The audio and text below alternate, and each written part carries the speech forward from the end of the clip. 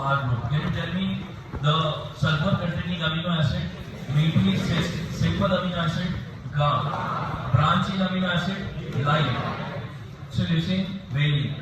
Then we have discussed acidic amino acid, aspartate, glutamate. And who knows the acid? Amide. Basic amino acid, his last earth is very basic. ये तो हमारा पहला classification हो गया R group से. Second classification हमने पढ़ा था वाटर सॉल्युबिलिटी से. Water soluble, water insoluble. Water soluble 4 group थे: acid, base, amide, alcohol. Acid, base, amide, alcohol. Then we have discussed essential, semi-essential, non-essential. Essential का यूनिट क्या था? PAP till 9 pmh. But एक ऐसा टी बताओ जो non-essential है, tyrosine. Only semi-essential, arginine. बाकी सब non-essential है. फिर हमने सेलेनोसिस्टीन और पाइरोलाइसिन की बात की थी. अच्छा ये बताओ सेलेनोसिस्टीन किससे बनता है? सेलेनियम, सिस्टीन या सेलीन? सेलीन से बनता है. और पाइरोलाइसिन लाइसिन से बनता है. फिर हमने चालू किया था biosynthesis of urea. Biosynthesis of urea 4 steps, very important. See here, transamination. You convert every amino acid into glutamate. Transamination. The glutamate will go to liver. Oxidative reduction. What is the third step? Transport. From muscle, who is transporting ammonia? Glutamate. And now your liver is loaded with ammonia. आप क्या करेंगे? Urea cycle. Total count 5 steps. Total 5 steps. First 2 steps in mitochondria. The remaining 3 steps. What is the most lazy enzyme? CTS1. Who is the activator? Total how many ATP for urea cycle? 3. Phosphate 4. Then फिर हमने पढ़े urea cycle के disorders. Which is the most common urea cycle disorder? Hyperammonia type 1, type 2. Type 2 के अंदर ओरोटिक acid और uracil urine में आता है. That is important. फिर हमने पढ़ा था हेपेटिक एनकेप. धर्मेंद्र का एग्जांपल दिया था. And we have discussed those who have cirrhosis, they have the more ammonia that leads to cerebral edema.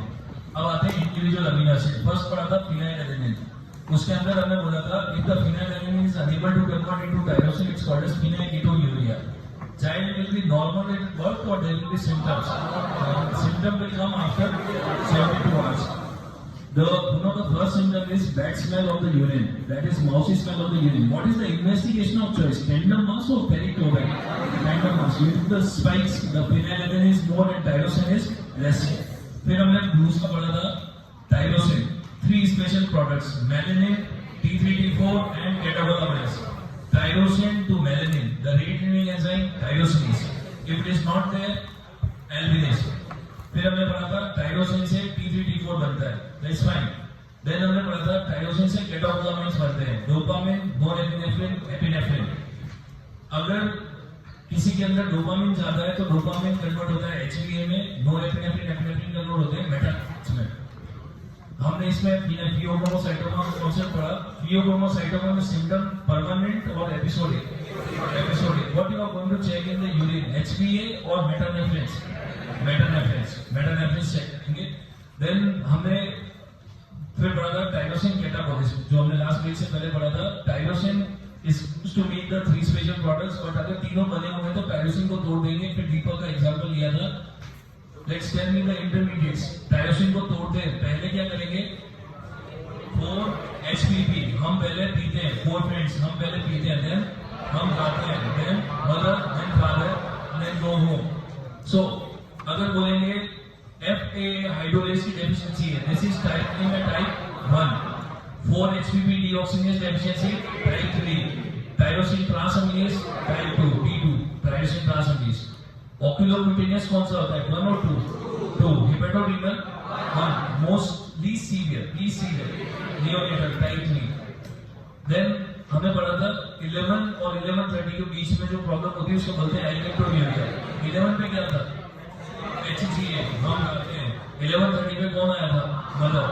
HCA और LA के बीच में problem alkaptonuria. 3 complaints: darkening of urine, joint pain and skin darkening. What is the most common presenting complaint? Joint pain. The only childhood complaint, darkening of urine. What is the treatment? Nitisinone, also called as NTBC. फिर हमने अगला amino acid चालू किया था tryptophan. 3 special product थे. Niacin, serotonin, melatonin.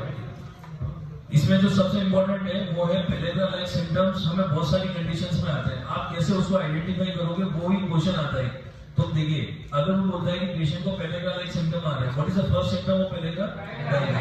So it is diarrhoea, dermatitis, dementia हो रहा है, हमें देखना है क्यों हो रहा है। अगर वो बोलता है there is something is coming in the urine, amino acid is coming in the urine, then the answer will be carcinoid or hardened up, then it is hardened up. But if they say there is no amino acid in the urine but the 5-HIE coming in the urine, carcinoid. And carcinoid में हमें extra चीजें क्या देखने को मिलेगा? Bronchospasm, facial flushing, diarrhoea, flushing diarrhoea, carcinoid. अगर वो बोलता है कि मेज खाता था तो फिर तो tryptophan deficiency is the answer, कि ट्रिप्टोफैन की कमी से हुआ है। लेकिन अगर वो बोलते हैं कि वो ट्रिप्टोफैन खा रहा है, ना तो कोई अमीनो एसिड यूरिन में आ रहा है, ना कुछ हो रहा है, लेकिन हाँ जिंक यूरिनिक एसिड यूरिया देखने को मिल रहा है, vitamin B6 deficiency, vitamin B6 deficiency. फिर उसके बाद हमने लास्ट चालू की histidine and branchial amino acid. Histidine से दो स्पेशल प्रोडक्ट मैंने आपको बताया, हिस्टामाइन एंड कार्नोसिन। हिस्टिडीन से हिस्टामाइन बनता है, डीकार्बोक्सिलेशन और carboxylation, decarboxylation, histidine to histamine decarboxylation. Histamine works on 3 receptors, H1, H2, H3। H1 कहाँ पे? Blood vessels, H2 stomach, H3 brain. Carnosine दो चीजों के मिलने से बनता है, histidine plus beta adenine, beta adenine plus histidine, carnosine form in beauty products उसमें यूज करते हैं। देन हमने बात की ब्रांचिंग अमीनो एसिड पिग्लू वाले टेस्ट की। अगर मेरे को इंट्रासेलुलर एक्टिविटी चेक करना है विटामिन B9 का, which test you will do? Histidine loading test, and after some time which levels you are going to check? Figlu. If the Figlu is normal, B9 is normal, but if the Figlu is more, there is B9 deficiency. The last thing today we have discussed was branching amino acids. What is the example? Leucine, isoleucine, B9। इन तीनों में से एक ही है जो ketone body बनाएगा, leucine. बाकी दोनों क्या बनाएंगे? ग्लूकोज। एक एंजाइम है branch chain alpha keto acid dehydrogenase.